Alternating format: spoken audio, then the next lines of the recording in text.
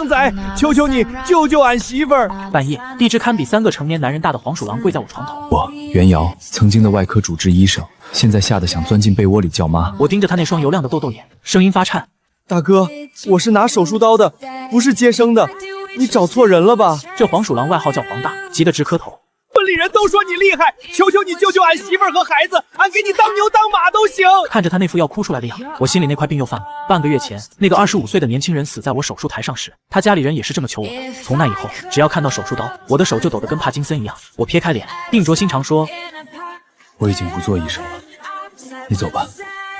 我把黄大赶出门，关上后门，可外头一点动静都没有。我坐在床边，脑子里全是那个死去的病人和家属的咒骂声，整宿睡不着的滋味太难受了。要是没人管，那母子几条命就真没了。这个念头一冒出来，我还是没忍住，重新打开了门。黄大没走，正垂头丧气的坐在泥地里。见我出来，豆豆眼亮的像2盏小灯泡。快，把你媳妇儿背到我院子里来！我的邻间小院是个典型的北方民居，屋子里混合着消毒水和陈旧木头的味道。我赶紧在桌上铺了层干净的无菌布，把这儿当成临时诊室。黄大背着他媳妇冲进来时，那母黄鼠狼肚子隆起老高，已经没力气叫了，疼得浑身打板子。窗外树影在窗纸上乱晃，晃得人心烦。我心慌得厉害，但职业本能让我强迫自己冷静。我翻出压箱底的外科手术包，给他肚子上的毛消毒。我拨通了以前妇产科室友的电话，对面迷迷瞪瞪的接了。我快速交代了情况，在对方的远程指导下，我心里总算有了点底。听好了，我得给你媳妇儿做手术，能不能活看天命。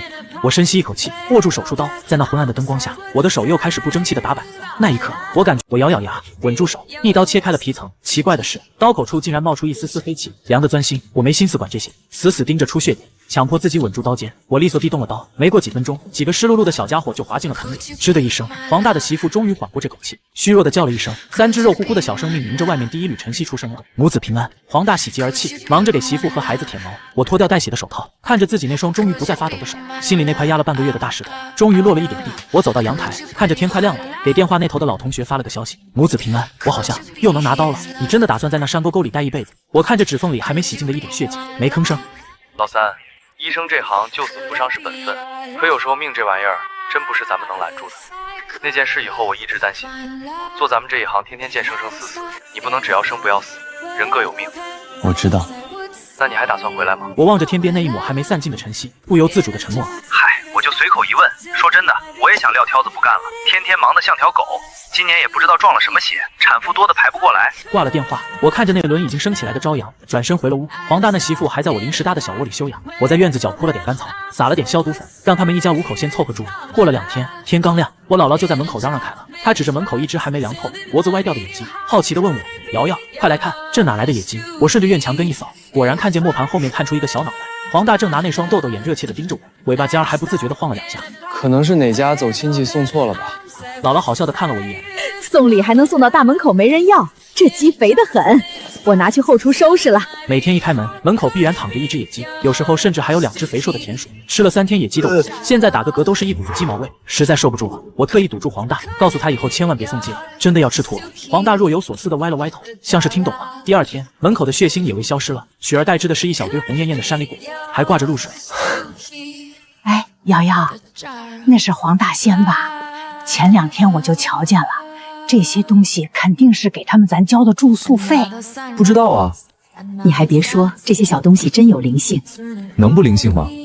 他不仅会交住屋费，还会讲人话呢。接下来的日子，很有灵性的黄大每天起早贪黑，送礼的内容也是花样百出，从野果、山药到不知名的甘草药。黄大媳妇的伤口在我灵气的调理下好得飞快，没过多久就能带着崽子满地乱跑了。终于，在一个傍晚，黄大带着全家老小跟我告别，说是要回后山林子里去了，送走了这帮编外病号，我的生活总算重归平静。只是这平静日子还没过几天，在一个月黑风高的深夜，那种熟悉的赌赌声又响了。我以为是黄大又送礼回来，无奈的过去开门，都说了不收住宿费了。话还没说完，我就哑了火。门口不是黄大，而是一堵毛茸茸的通红的墙，那是一个身高2米多的庞然大物，浑身皮毛在月光下泛着暗红的光，一双碧绿的眼睛像2盏小夜灯，看得我当场打了个冷战。他巨大的阴影直接把我整个人包了进去，压迫感重的让我差点当场跪下。我一动不动，脑子里全是救命，这玩意儿一口能吞我3个。那大怪物先开口了，声音厚重的像闷雷：你就是那个救了黄家人的神医。我哆嗦着没敢接话，他是哑巴。大怪物低了低头，视线往下移，顺着他的视线，我看见他那巨大的爪子下面按着一个瑟瑟发抖的小东西，仔细一看，居然是刚走没几天的黄大。这会儿他正被吓得像个毛绒球。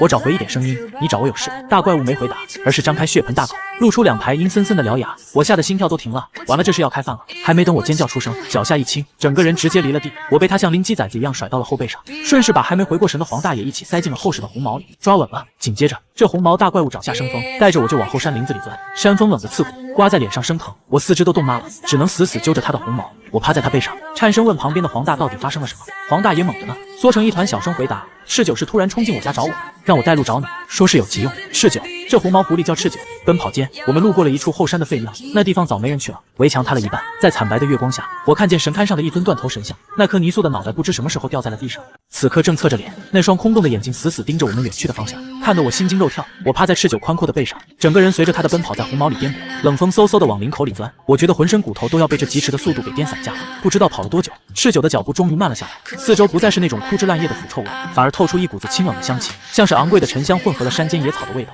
黑暗中，那一双双绿莹莹的眼睛像鬼火一样亮了起来，伴随着密密麻麻的窃窃私语。赤九怎么带了个2脚兽回来？这人类看起来细皮嫩肉的，一定很好吃。赤九疯了吧？居然敢带外人进圣地！我心里咯噔一下，这怕不是把我直接带到他们狐狸精的老巢了。完了，袁瑶，你这回不是来救人的，是来送外卖的。赤九没理会那些议论，驮着我继续往前走，直到停在一个巨大的山洞前，他才俯下身子让我下来，嗓音沉闷的朝里开口：母亲，我找到能救大哥的人了。山洞深处，缓步走出几只毛色各异的狐狸，为首的那位身形比赤九还要魁梧一大圈，周身透着一股不容侵犯的威严。最让我眼珠子快掉出来的是，他身后竟然垂着3条长长的蓬松尾巴，在空气中微微晃动，压迫感强的我腿肚子直转筋。这就是赤九的母亲，也是这山里的权威者青怡。被这一大群狐狸围在中间，我那消失已久的巨物恐惧症瞬间爆发。青怡那双碧绿的眼眸一眨不眨的盯着我，沉默的像一尊古老的石像。我背后的冷汗湿了又干，干了又湿，周围的狐狸们瞬间炸开了锅，吵得不可开交。大哥伤成那样，人类怎么可能治得好？我看还是趁新鲜吃了吧。这是一只毛色火红、一脸凶相的狐狸，赤九叫他老二，万一能治呢？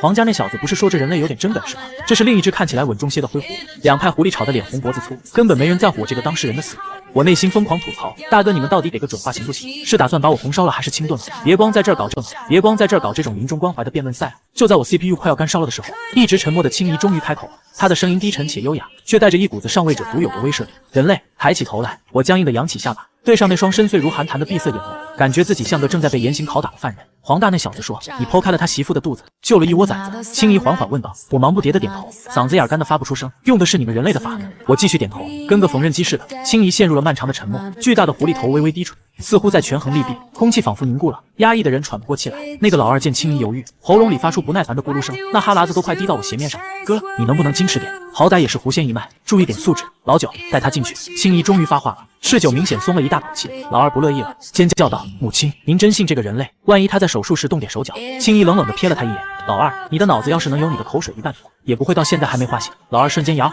委屈巴巴地缩到角落里玩尾了去。我跟着赤九走进了山洞，黄大爷连滚带爬地跟在我脚边，小声念叨：“神医，别怕，青怡他们最讲道理了。”我心说，他们的道理可能是治好了是神医，治不好就是开胃菜。走进山洞，景象却让我大吃一惊。洞内并不阴暗，石壁上长满了散发微光的荧光台阶，照得里面亮如白昼。空气中弥漫着一股古怪的味道，野兽的骚味里掺杂着极昂贵的沉香香气。越往深处走，那种浓烈的血腥味和一股腐臭的焦糊感就越重。在最宽敞的一个石窟里，我见到了他们的大哥白晨，那是只体型大的惊人的白虎，此刻正气息奄奄地趴在石床上。他那一身原本雪白如绸缎的皮毛，被暗红发黑的血迹染得乱七八糟。最恐怖的是他的一条前腿，正以一个诡异的反关节的角度扭曲着，伤口深可见骨。更诡异的是，那伤口竟然在往外冒着丝丝缕缕的黑烟，这是阴煞之气。我只看了一眼，职业本能就盖过了恐惧，眉头紧紧拧在一起。大哥，赤九扑过去，小心翼翼地蹭了蹭白晨的鼻尖。白晨勉强睁开那双金色的眼眸，虚弱地吐出一口气，连叫声都听不见了。我走上前，蹲下身子想去检查伤口，老二又跳了出来，呲着牙拦住我：“你想干什么？离我哥远点！”我没空理他，直视着赤九，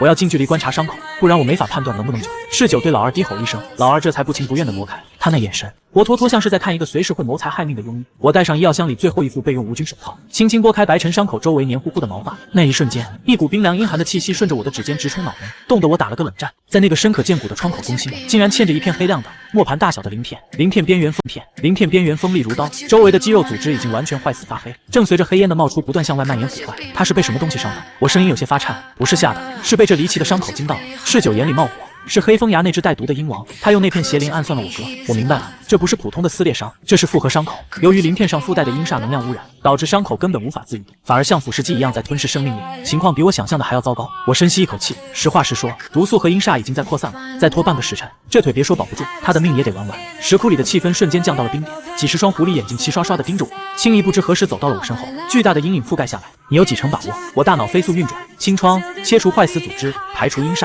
在现代医学逻辑里，只要切除污染源，结合灵气净化，是有机会的。可问题是，我面对的不是普通病人，而且我那该死的手抖又开始了。我攥紧拳头，努力让声音听起来稳一些。我得做手术，把鳞片拔出来，把坏肉全部剜掉，风险很大。我没有这种体积的麻醉药，它必须硬扛，而且我需要绝对干净的热水、止血的草药，还有最锋利的刀。青怡盯着我，那种眼神仿佛能穿透我的灵魂。你要的我都能给，但你要是失手了。他没往下说，但我知道外面的狐狸都已经排好队准备吃午饭了。我苦笑一声，要是失手了，我也没打算活着出这个洞。我看向石床上的白晨，他也正看着我，那双金色的眸子里竟然没有一丝面对死亡的恐惧，反而有一种奇异的平静和托付。那种眼神，那个死在手术台上的25岁年轻人，最后也是这样看着我的。他那是充满希望的托付，而我却弄丢了他的命。别抖了，袁瑶！我对自己咬牙切齿的念叨，你在这儿是个救命的，不是个等死的。我抬起头，眼神前所未有的冷冽，准备东西，立刻手术。狐狸们的效率惊人，嗜酒很快带人架起了一口巨大的石锅，里面灌满了从山泉引来的清水，烧得滚沸。几只灵巧的小狐狸叼来了一堆被打磨得极其锋利的薄石片，那些石片的质地很特殊，边缘闪着寒光，不比我的手术刀差。我把所有石片和镊子都扔进沸水里反复煮过。作为主刀医生，我看向赤九，你带人按住他，绝对不能让他乱动，否则这一刀下去，切断了大动脉，他就真没救了。赤九重重点头，整个人压在白晨的腰腹部，另外几只大狐狸也分别固定住四肢。我深吸一口气，走到石床前，轻声说：“会很疼，你撑住。”白晨微微闭眼，算作回应。当我捞起那片滚烫的石片，在感受到皮肉触感的那一刻，我的手又不争气地开始颤抖起来，幻听像潮水一样涌来。庸医，你还我儿子的命，你不配穿这身白大褂。我眼前的视线开始模糊，白狐的血似乎变成了那场手术台上怎么也止不住的火。神医，黄大焦急的声音在我耳边响起，他不知道从哪儿拱出一颗散发着淡淡绿光的凝神草，直接凑到我鼻子底下，一股清凉彻骨的香气猛地钻进肺里，像是一盆冰水兜头泼下，瞬间冲散了那些噩梦般的杂音。我回过神，再次对上白晨那双安静等待的金色眼眸，他没说话，但他在等我。我姥姥说过，我这种人天生就是吃这碗饭的，只要心不乱，手就一定稳。我凭什么不信我自己？我闭上眼，将所有的恐惧和愧疚全部强行压进心底。在睁眼时，世界干净了，手终于稳了。开始了，我手起刀落，动作干脆利落地划开那层已经纤维化的腐肉。白晨发出一声低沉的、压抑到了极点的闷哼，整个身体剧烈地痉挛了一下。赤九他们拼命压住，爪子在地上抓出深深的痕迹，黑紫色的血混合着黑烟喷涌而出。我没有任何迟疑，注意力前所未有的集中，扩创、切除、剥离坏死组织，每一刀都精准避开了关键血管。我满头大汗，汗珠顺着鼻尖往下掉，黄大在旁边机灵地用干布帮我擦汗。终于，我的石片触碰到了那个坚硬的翼子，找到了。我用2片长石片当做临时镊子，小心翼翼地探进窗口深处，死死夹住那片黑色鳞片的边缘。那鳞片像是有生命一样，还在白晨的肉里微微颤动。都给我按紧了！我大吼一声，用尽全身力气，猛地向上一拽，噗嗤，一片巴掌大的黑色邪灵被我硬生生拔了出来。鳞片脱离身体的瞬间，一股浓稠的发紫的黑气疯狂冒出，随后在荧光苔藓的照耀下逐渐消散。我根本不敢停歇，立刻拿起煮好的草药水疯狂冲洗窗口，然后用细小的石片一点点刮掉残留的腐肉，直到伤口里流出的血液从黑紫色变成了鲜红色，我才感觉到肺部的空气重新开始流动。水，快喂他水！我喊道。白晨的呼吸已经非常微弱了，那是失血加剧痛造成的休克前兆。最关键的一步来了，缝合。这伤口太大，光靠药膏根本长不上，可我这儿根本没有适合狐狸皮肉强度的缝合针线。我急得满头大汗，手心全是不自觉出的冷汗。就在这时，一直站在旁边的青衣走了过来，他身后的一条尾巴忽然散发出银色的微光，随后一根极其细长的银色毫毛自动脱落，在空中飞舞了一下，竟然变成了一根带着发光银线的缝合针。用这个，青衣的声音透着一丝虚弱，这是我的本命毫毛，可花万物，能锁住生机。我呆住了，这得是耗费了多少修行才能换来的东西？这只三尾狐为了救儿子，是真的把身家性命都压在我这儿了。我没有犹豫，接过那根温润如玉的银针，这是我职业生涯中最不可疑的一次缝合。针尖轻巧地穿过白晨的皮肉，银线在伤口间交错，像是带着某种治愈的旋律。我缝得极其缓慢而认真，每一针的间距都严丝合缝。当最后一个线结打好，我整个人脱力地瘫坐在地上，大口大口地喘着粗气，感觉灵魂都被抽空了。手术成功了！我看着白晨在石床上沉沉睡去，他的呼吸虽然还很轻，但已经变得平稳，原本发青的鼻头也恢复了一丝血色。他活下来了。山洞里一片死寂，几百只狐狸维持着原来的姿势，目瞪口呆地看着这一切。下一秒，赤九走过来，低下他那颗威风凛凛的大头，小心翼翼地温柔地蹭了蹭我的脸颊，毛茸茸的，带着山间的清爽味道，很暖。随后是老二，这个刚才还想吃我的家伙，此刻垂头丧气地走到我跟前，深深地低下了头，像是在为刚才的鲁莽道歉。接着，石窟里所有的狐狸齐刷刷地朝着我的方向俯下了前身，那是一种无声的却厚重如山的谢意。我坐在冰凉的地上，看着满手的血和那根依然散发着微光的银针，突然笑出了声，笑着笑着，眼泪就止不住地往下淌。我救活了他，袁瑶，你还是个医生，你还能救人，不对，你还能救命。我在狐仙洞里待了3天，这3天的日子过得比我在城里当主治医师滋润多了。渴了有狐狸不知道从哪儿搞来的猴酒，甜丝丝的，甜丝丝的，后劲儿还挺大。饿了有烤的滋滋冒油的山鸡，还有各种我叫不上名但脆甜多汁的野果子。睡觉的地方铺着厚厚的干草，上面垫着一层软的不像话的不知名皮毛，躺上去软绵绵的，舒服的要命。我心想，这哪是遭罪，这简直是进了动物版的希尔顿总统套房。白晨的身体素质强悍的离谱。第3天早上，他那条原本深可见骨的腿就已经能点滴慢慢挪动了，他身上那层雪白的皮毛重新焕发了光泽，除了缝合处那道细细的银色痕迹，几乎看不出他前几天还在鬼门关反复横跳。他走到我跟前，那双金色的眼瞳里再也没了之前的痛苦，全是温和的谢意。谢谢你，人类神医。白晨开口了，声音清亮好听，跟山里的泉水似的。我正低头整理我的医药箱，头也没抬头的回了一句，不用客气，医生的本职工作而已。说完这话，我自己先愣住了。辞职回村后，我以为我这辈子再也不会说出医生的本职工作这几个字，我竟然说得这么顺畅。青姨也对我客气了很多，不再是那种随时准备把我当点心的眼神。她告诉我，他们是青丘山脉流传下来的一脉，名唤赤族，守着这片林子已经几百年了。至于黑风崖的那个鹰王，是他们的死对头，一直想抢这片地盘。我听得一愣一愣的，感觉自己不仅跨了界，还顺便客串了一把志异传说的现场观众。临走前，青姨叫住了我，她递给我一片火红色的长叶子，叶脉里隐约有流光在动，像一团烧不着的火。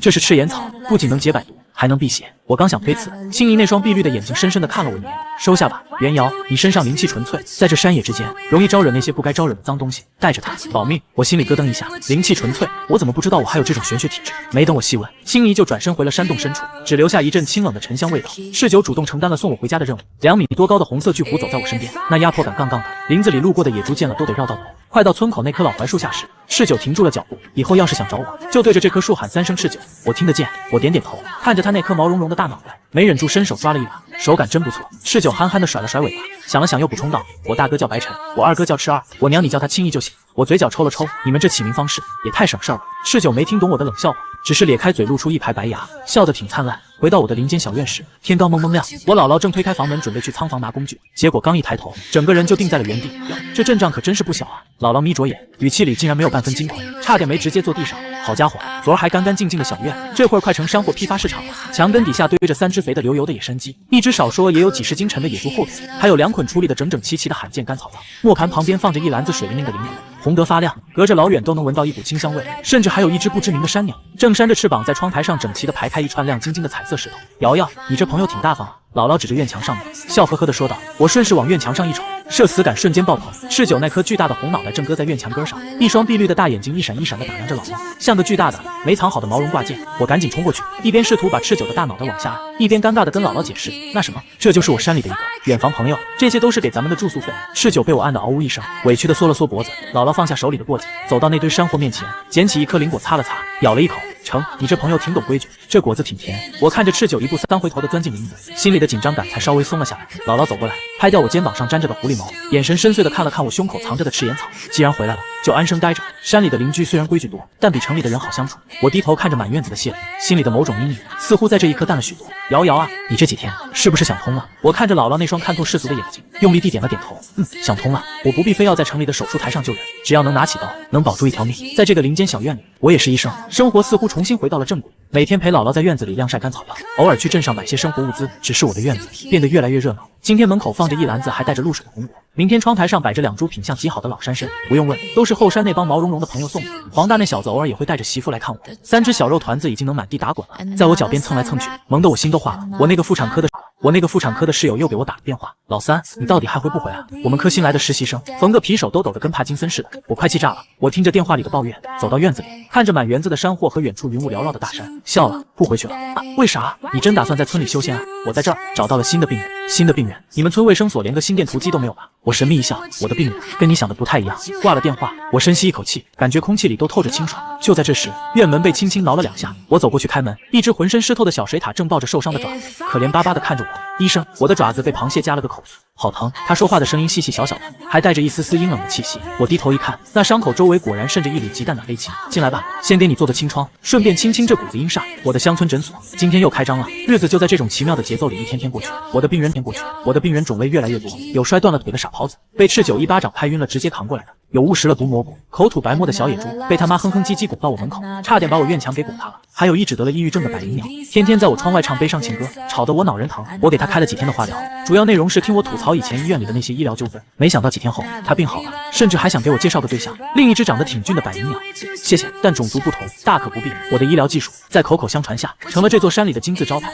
不仅是赤九和黄大他们，铃声甚至传到了隔壁山头。某天深夜，我被一阵剧烈的震动惊醒，我还以为是地震了，冲到院子里一看，好家伙，一头跟小卡车似的黑熊正把爪子搭在我的院墙上，探头探脑的往里看。他身边还跟着一只猴子，急得抓耳挠腮。看到我出来，那猴子滋滋叫着，指了指黑熊的嘴。我顶着巨大的生理压力走过去。这黑熊一张嘴，那冲天的口气差点没把我送走。好家伙，这哪是黑熊，这是黑蜂啊！他那一口烂牙都快烂到牙根了，牙缝里竟然还挂着人类的糖纸。你这是偷了多少小孩的糖吃？黑熊委屈的嗷呜一声，巨大的身体缩成一团。你这得拔牙，而且不止一颗。我严肃地说。黑熊抖了抖，巨大的熊脸上露出了人性化的恐惧。我叹了口气，只能去求助赤九。我对着老槐树喊了一声，红色的影子瞬间窜到跟前。人类，你找我。我把黑蜂的情况一说，赤九乐了，这家伙嘴馋，遭报应了吧？他倒是积极，直接去洞里给我搞来了工具，2把巨大的磨得发亮的石钳子。我看着那比我大腿还粗的钳子，陷入了沉思。最终，我还是用了最简单粗暴的法子。我让赤九和几只健壮的狐狸死死按住黑蜂，我用结实的藤蔓一头绑在烂牙上，一头绑在了赤九那条大尾巴上。赤九，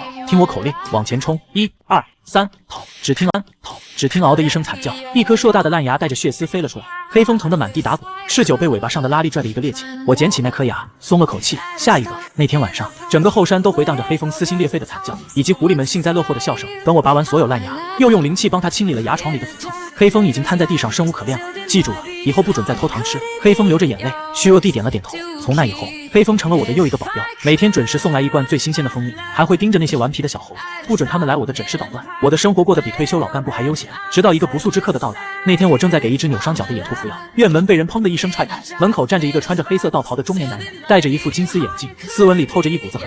他推了推眼镜，那双冰冷的眼睛死死盯着我，像是一条盯上猎物的毒蛇。你就是袁瑶？我皱眉。你是谁？我皱眉。你是谁？他没回答，而是上下打量着我，嘴角露出一抹让人不舒服的弧度。果然，这体质里带着灵气。我那探子说在山里闻到了白尘伤玉的气息，看来就是你出的手。他每走近一步，我都能感觉到一股浓烈的阴煞之气扑面而来。我是谁不重要，重要的是袁医生，你有这种本事，正好我有大用场，必须跟我走一趟。我不去，我果断拒绝，手心已经沁出了冷汗。男人冷笑一声，身形未动，手里的黑色纸符却无风自然，由不得你。随着他的话音落下，院子里晾晒的那几捆干草药，竟然以肉眼可见的速度发黑，最后化成了灰烬。我心里发毛，这种手段已经超出了我的认知。你做了什么？我厉声问道。只是在清理一些垃圾。他看向我，眼神里的贪婪毫不掩饰。2个穿着黑西装的跟班从他身后走出来，一看就是练家子。我下意识后退，心跳快得要撞破胸膛。就在2个黑衣人要抓到我的一瞬间，一道黄色的残影从角落里飞出，一口咬在了其中一人的手腕上。是黄大，他呲着牙，背上的毛全部竖了起来。找死！男人随手一挥，一股黑气直接将黄大掀飞，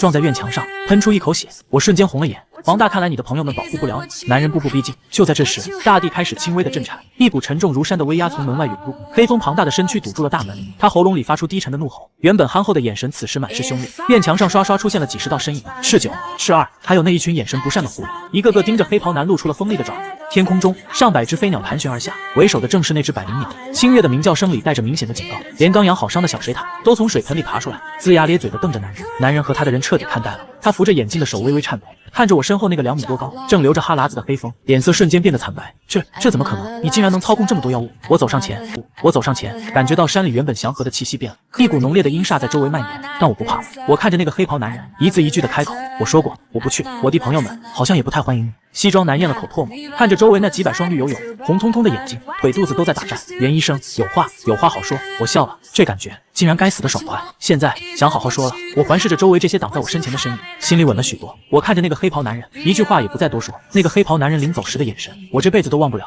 他推了推金丝眼镜，阴森森的笑了一下，那眼神看得我心里发毛，准没憋好屁。袁瑶，你会来找我的。他留下这么句没头没脑的狠话，带着那2个半死不活的跟班，灰溜溜的钻进了山林深处。我看着他的背影，心里毛毛的，总觉得这事没完。姥姥走过来，手里还攥着咬了一半的灵果，淡定的拍了拍我的肩膀，别理那疯子，他在这一带名声臭得很，叫什么玄招道长，整天不干人事。我干笑2声，姥姥您心可真大。那场风波之后，我这小院算是彻底火了。原本我以为送走了那尊大佛，我能清静几天，没想到这才只是个开始。第2天一早，黄大家那口子又来了，这次不是来报恩的，而是怀里揣着个圆滚滚的东西，急得直抹眼泪。神医，快救救我邻居，他把自己玩坏了。我低头一看，沉默了，那是一只蜷缩成球的刺猬。浑身长满了细密的刺，但这会儿他身上扎满了五颜六色的塑料袋和一堆乱七八糟的碎玻璃渣。他这是去垃圾场蹦迪了。黄大媳妇哽咽着，她贪吃，钻进游客扔的零食袋里出不来了，翻滚的时候把这些脏东西全扎肉里了，现在伤口都流脓了。我叹了口气，认命的拿出我的医疗箱。有了上次给白晨动手术的经验，这种清创拔刺的小手术对我来说简直是张飞吃豆芽小菜一碟。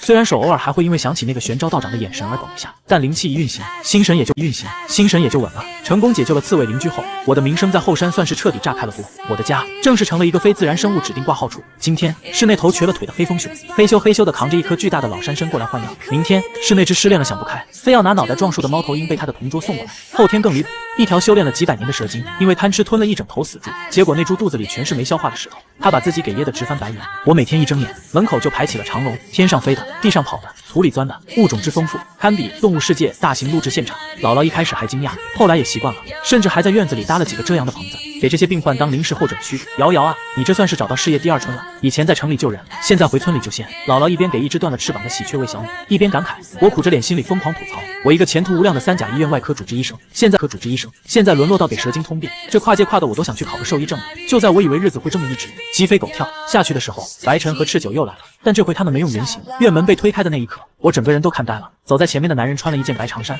头发随便扎在脑后，那张脸长得比电视上的大明星还好看，尤其是那双金眼睛，冷冰冰的又挺有派头。那是白晨，他身后跟着个穿着红火劲装的壮汉，长得浓眉大眼，浑身腱子肉，一看就是个能一拳打死牛的狠角色。那是赤九。我愣在原地，手里还拿着给松鼠洗胃用的软管。你们变身了？赤九大大咧咧的笑了笑，露出一口白牙。神医，这不方便说话吗？还是这样看着像人？白晨客气的跟我打了个招呼，那举手投足的劲儿，一看就跟我们这些普通人不一样。元神医别来无恙。我把软管放下，擦了擦汗，叫我袁瑶就行。说吧，又是哪位大仙吃撑了还是撞树了？他脸色一沉，刚才还闹哄哄的院子一下子就安静了，那些小动物全吓得不敢吱声。都不是袁瑶，山神大人失踪了。我愣住了，山神？这山里真有神？赤九凑过来，声音低沉的像闷雷。不仅是失踪，山里的灵脉快要断了。他指了指后山的方向，我看过去，原本郁郁葱葱的山岭，这会儿竟透着一层淡淡的让人不舒服的灰气，那种气息和玄招道长身上的阴煞之气一模一样。自从山神大人不见后，阴煞之气就开始疯狂蔓延。白晨皱着眉，很多生灵因为灵脉枯竭开始发狂，若是灵脉彻底断了，这满山的生灵，包括这个村子，恐怕都要被阴煞吞没。我心里咯噔一下，脑子里立刻浮现出玄招那个诡异的笑容，是那个黑袍男干的。我问道，多半是他。白晨点头，他觊觎山神的力量不是1天2天了。赤九有些焦急地看着我们找了一圈，只有你身上的灵气能直视并清理那些阴煞。神医，我们得救回山神，救回这大山的脊梁。我沉默了，说实话，我怂了，我只是个拿手术刀的，现在居然要我去拯救生态系统，这跨度从外科直接跳到了地质灾害救援啊！我只想在村里当个咸鱼，每天修补这些毛茸茸的小动物就挺好。但当我转过头，看着院子里那些正满怀信任看着我的小动物们，断翅的喜鹊、瘸腿的飞熊，还有那3只正绕着我脚脖子打转的黄大仙幼崽，如果灵脉真的断了，他们都会死。我想起在那场医疗事故后，是这些生灵让我重新拿起了刀，让我觉得自己不是个废人。山里的生灵救了我的心，我也得救他们的命。行了，别这么看着我。我叹了口气，认命的往屋里走。我去收拾东西。我回到里屋，动作利落的收拾起医药箱，我塞进了特制的混了灵气的消毒酒精，那是这几天我自制的破魔药水。我小心翼翼地取出青姨送给我的那根灵性毫毛，也就是那根银针，把它别在领口。最后我把那株赤眼草揣进怀里，感觉一股暖流瞬间护住了心口。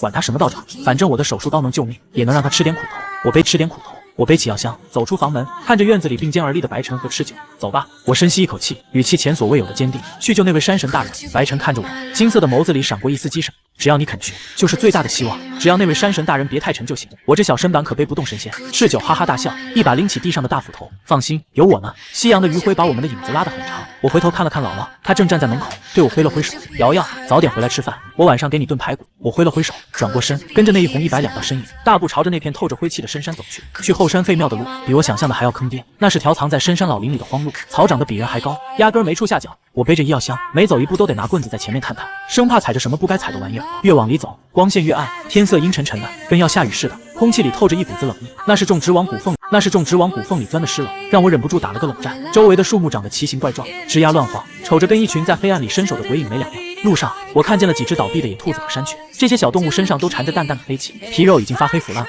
那是阴煞侵蚀的痕迹。我心里越发沉重，这山里的污染比我想象的还要严重。走了快2个小时，那一座破败的庙宇总算露了头，这就是后山废庙。围墙塌了大半，门窗早烂没了，神龛上挂满了厚厚的蛛网，那颗泥塑的脑袋依然侧躺在泥土里，半张脸埋在杂草中，那双空洞的眼睛在手电光下显得愈发诡异，瞧着怪瘆人的。这鬼地方一点动静都没有，连个虫子叫都听不见，静得让人心里发虚。我走进庙里，绕着倒塌的神像转了一圈，在神像后面的墙根处，我发现了一扇生锈的铁门，隐藏在杂草和乱石堆里。铁门没锁，伸手一推，嘎吱一声，在这死寂的庙里传出老远一股浓重的土腥味和腐臭味扑面而来，熏得我直翻白眼。门后是一条黑黢黢的暗道，窄的只能容纳一个人侧身通过。我下去看看，你们在上面接应。我对身后的白晨和赤九说，赤九急得抓耳挠腮，神医，下面太凶险了，要不还是我打头阵。我摆摆手，你那块头，万一卡在洞里，我还得费劲把你拔出来，纯属添乱。白晨倒是冷静，他看了看那地道口，低声叮嘱，万事小心，要是发现不对劲，立刻上来。暗道里的石阶又湿又滑，上面长满了黑绿色的青苔，踩上去跟踩在肥皂上没两样。溶洞中间有一个巨大的水潭，洞顶垂下无数尖锐的石子，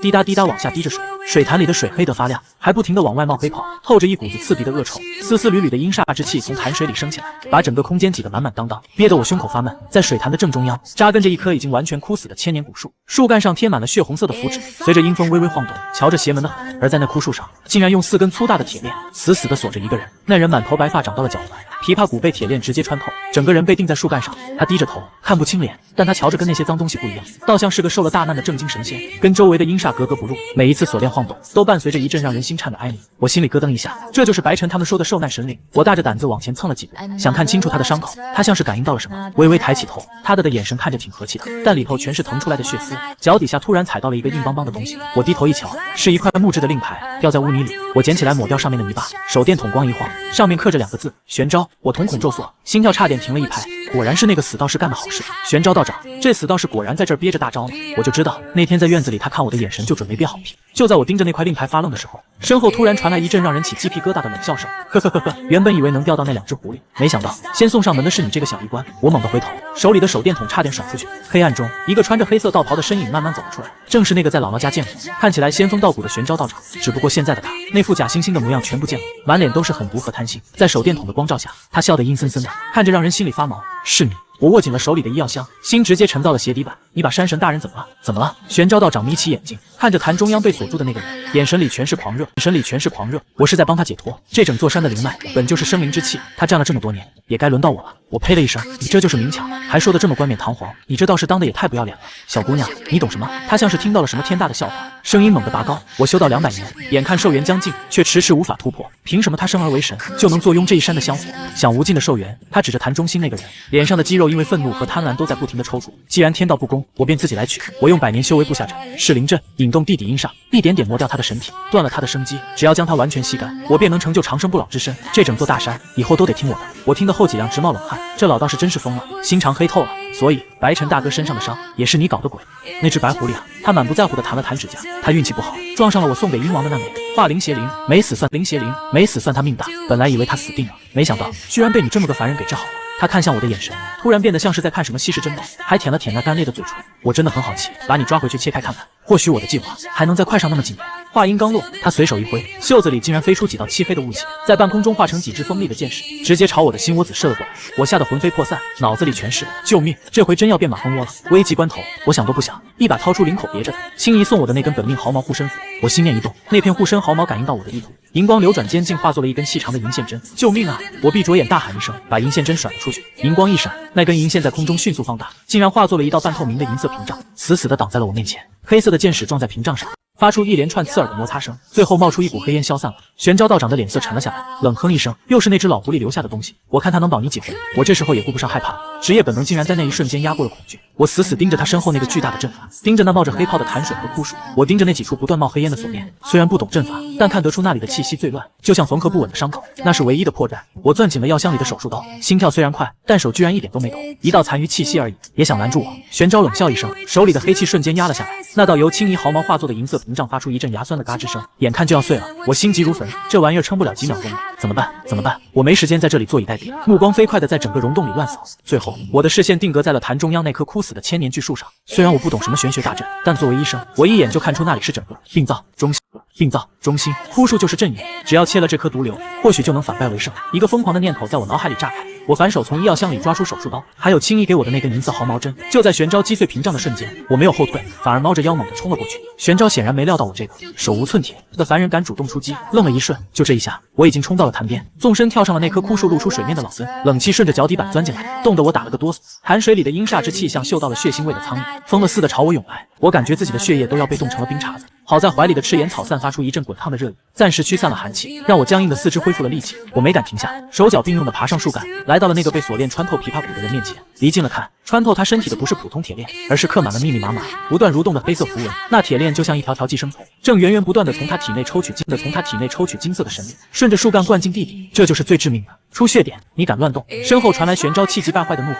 他反应过来了，几道黑气化作利剑朝我背后射来，我根本来不及躲闪，只能死死咬住牙，将手里的手术刀狠狠插进了锁链和树干连接的节点上。我体内的那股纯粹灵气顺着刀尖猛地灌了进去，给我断！噗嗤，几道黑气利剑扎进了我的肩膀和后背，剧痛让我眼前阵阵发黑，喉咙里泛起一股甜腥味，但我死活没松手。这一刻，我仿佛回到了那个让我陷入梦魇的手术室，耳边是一气刺耳的报警长鸣。那天我没能留住那个年轻人，但今天我绝对不能再放手啊！我发出一声怒吼，从领口拔出那根银色毫毛线，直接当作导管刺进了锁链的缝隙里，以此作为反向输血的针头。咔嚓，一声清脆的爆裂声在溶洞里炸响，在锁链断裂的瞬间，金色的光猛地炸开，瞬间将整片阴森的溶洞照得通亮。那些黑气一碰到金光，立马就消散了，发出一阵滋滋的响声。不，我的长声道果。玄昭发出惨叫，半边身子被金光照得冒出阵阵黑烟。他眼看大势已去，咬着牙顾不得呢，长身果位整个人化作一道残影，钻进溶洞深处的暗道不见了。危机终于解除了，我紧绷的那根弦彻底断了，脱离感像海潮一样袭来。我脚下一软，手松开了树干，整个人直挺挺地往下跌去。预想中冰冷的潭水和坚硬的石头都没有出现，我落入了一个温暖且厚实的怀抱里。我费劲地把眼睛睁开一条缝，看到了一张俊美的不像话的脸，那双眼睛里透着温和的神性光辉，是那个被我救下来的山神大人。他抱着我，身上散发着暖洋洋的气息，正在快速修复我体内那些受损的地方。谢谢你，人类的小神医。他冲我笑了笑，说话的声音特别好听。我是这座大山的山神，我叫。我扯了扯嘴角，很想装酷回一句，记得结下枕巾，可眼皮实在太沉了。眼前一黑，我彻底晕了过去。等我再次睁开眼的时候，发现自己正躺在自家那张熟悉的木板床上，阳光从窗户缝照进来，落在被子上，暖洋洋的。姥姥正坐在床头，手里攥着个湿手巾，有一下没一下的给我擦脸。醒了，姥姥见我眼珠子动了，这才长舒了一口气。你这小子胆子大的没边，整整昏睡了3天3夜。我想撑着胳膊坐起来，却发现浑身酸痛，一点劲儿也提不起来。别动，赶紧躺好。姥姥赶紧按住我的肩膀。赤足那边的小伙子说了，你这是脱力伤了神，得静养。赤足的小伙子，我脑子还有点转不动。是啊，就是那个穿白长衫的小伙子，长得可俊了，看起来斯斯文文的，倒挺懂药。姥姥撇撇嘴，一副见过大世面的样子。他叫白晨，也就是你救下的那只白虎。虽然伤还没全好，却带了好些灵芝草药过来，说你是他们全族的救命恩人，非得盯着我给你喂下去不可。我心说白晨那哪是带草药，那是怕我直接挂了没人给山里的小动物看病啊。我躺在枕头上，看着房梁发呆，溶洞里发生的一切就像场荒诞的噩梦，可背后的隐隐作痛又提醒我那是真的。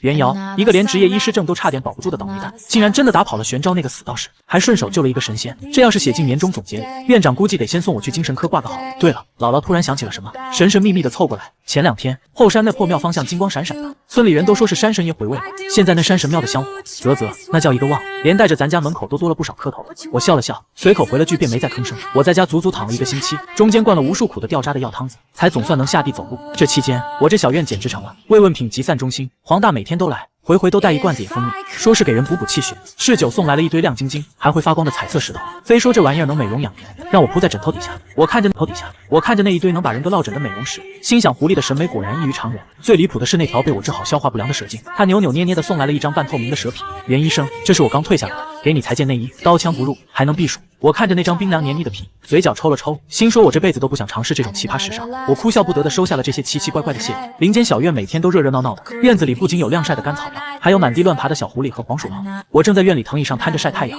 怀里揣着赤岩草取暖，一个久违的电话打了进来，是我以前在医院的铁哥们，那个话痨妇产科医生。瑶瑶，你火了，你那事儿查清楚了，你没责任了，你知不知道？他那一嗓子震得我耳膜生疼，差点把手机扔出去。我眯着眼回了一句，什么反转？我这正忙着跟松鼠交流感情呢，还交流个屁啊！就你之前那场手术事故，查清楚了。电话那头的声音激动的直打颤，那病人家属根本不是东西，为了骗保，术前偷偷给病人喂了国外带回来的维金膏。法医重新做了鉴定，病人的死因是药物冲突导致的心力衰竭，跟你那刀口一点关系都没有。现在网上那些骂过你的人都倒戈了，医院官微都被道歉评论淹没了。主任天天在我耳边念叨，问你到底什么时候回城，他还说要给你发奖金，职位也给你留着呢。我握着手机愣住了，真相大白了，我不是杀人凶手，我没弄丢那条命，那个压在我心里好久的噩梦总算散了。我长舒一口气，看着满院子的鸡飞狗跳，侍酒正带着几只山猪在后院掰手腕，赢了正嗷嗷叫唤，那只断了翅膀又被我接好的喜鹊，这会儿正蹲在老槐树上，扯着嗓子唱着跑调的山歌。这儿闻不到消毒水味，全是草木的香味。我突然觉得那个满是监控探头、消毒水味和无尽纠纷的办公室离我好远好远。